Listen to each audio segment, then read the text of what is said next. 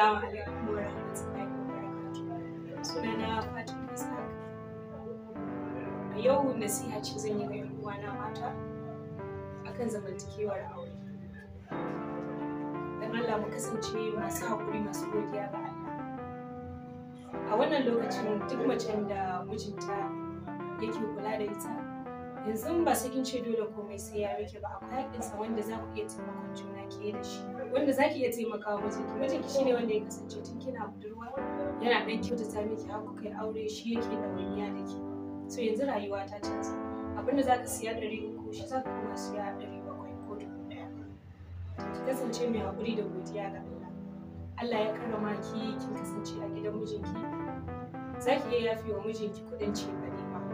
Musamman in kina sana'a, duka yanzu sai mun nemi sana'a ne saboda taimakekeniya da juna, ba shi kaɗai za mu ɗora wa nauyi ba. Za ki iya yi wa mijinki ɗinki, waye shi ma don ki faranta masa, saboda shi ma mai ɗawainiya da ke.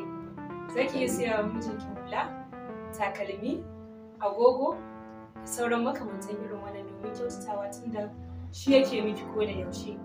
Ke ma in kika masa an ce zuciya na son mai kyautata mata, to biki fadi ba don kin yi masa. Ni zan iya ba mijina ma kuɗi ya ƙara miki shi a wannan